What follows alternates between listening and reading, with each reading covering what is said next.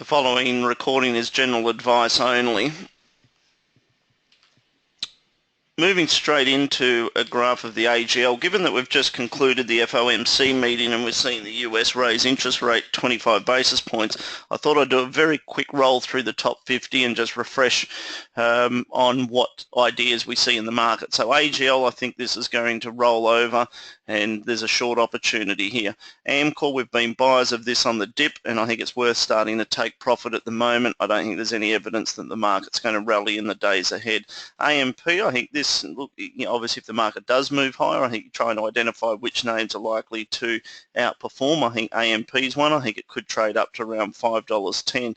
I think the banks still struggle up here. I don't see any evidence of earnings uplift. I think APA, I think some of these yield names will probably run into resistance at the top of this rally, and that's something I've been speaking about in the strategy piece and on the forum for a while, or on the blog for a while.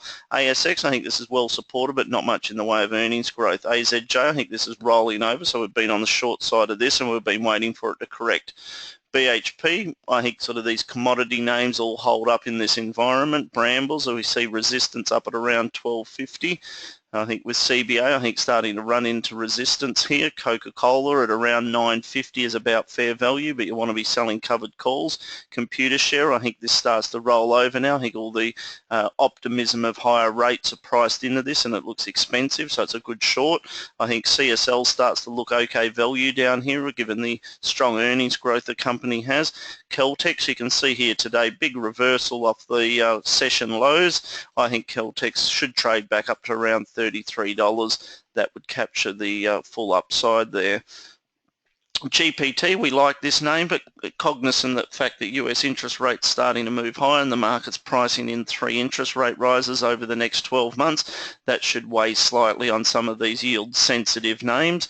But given that GPT is coming into a December dividend, I think it can sort of stay up against that top end of the resistance, but don't see too much upside above $5. IAG, I think, is getting a little bit expensive here and there's a potential sort of resistance there around 580. I think Incitec Pivot is well supported and momentum favours that. James Hardie, we like exposure to US housing. That's delivering good growth, so we've got a buy signal there. Lendlease, so I've maintained that this is good value at 10 times earnings and should push a little bit higher, and we're starting to see that, but around sort of 14.50 captures the upside for Lendlease.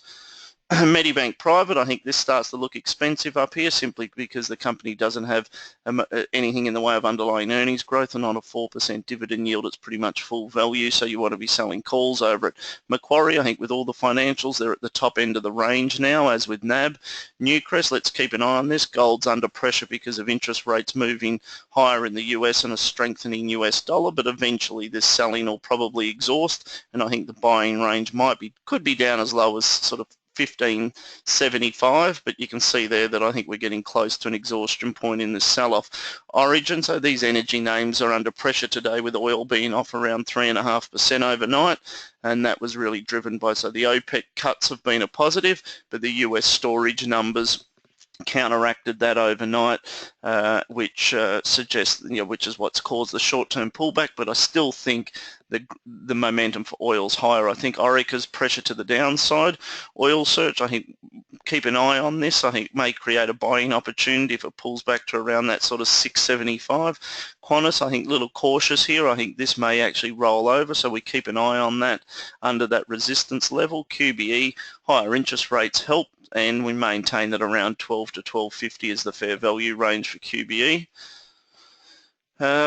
Ramsay Healthcare, I think, sort of as with these healthcare names, whether it's CSL, Cochlear, ResMed, I think they're worth sort of keeping on your radar. They've been oversold a little and may present a buy on the dip or a bounce from current levels. I think Rio holds up all right, trades sideways, but we've sold covered calls over BHP and Rio only sort of in the past few days, capping what we think sort of relatively full value for these commodity names. Scentre Group, look, we like this name when you put in the context. It's had a 10% bounce from the lows, trading on a 5% dividend yield, but I think it runs into resistance at around sort of maybe 460 caps any upside there. And I've warned that towards the end of December into January, I think these yield names may be run into resistance. And I also think that you need to be a little bit cautious of what the growth, how much good news gets priced into the growth assets, and ultimately what that will mean is we'll get a period of consolidation, and that's a great environment to be selling covered calls over.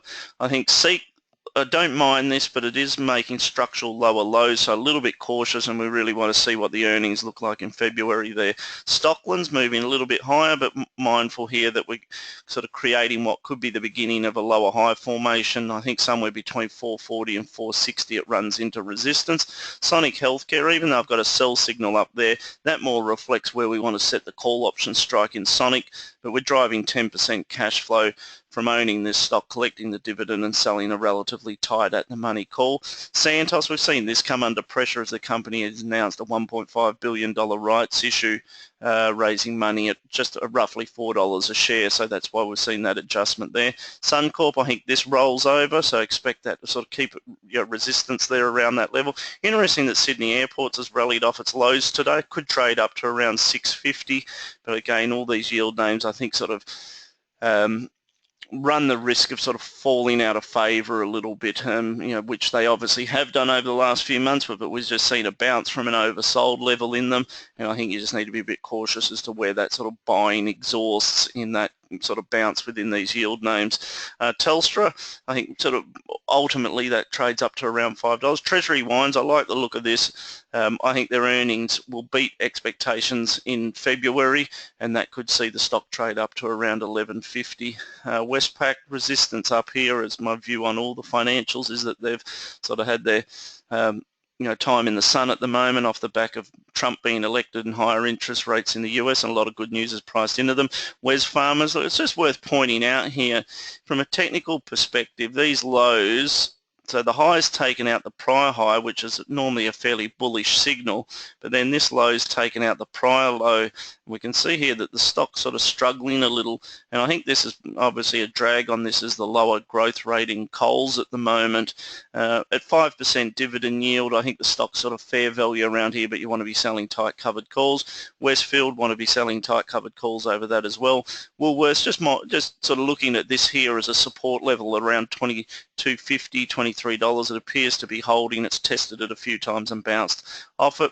Woodside Petroleum pulling back today in line with oil, but I think gradually this is pushing a little bit higher, but not too much further. Sorry, jumping back to Woodside, I don't think we've got too much further to go where it's worth selling call options over Woodside, and here we are back to the index. So just to recap on the index, so we're a little cautious with the market making lower lows and lower highs. It's rallied out, broken back above that.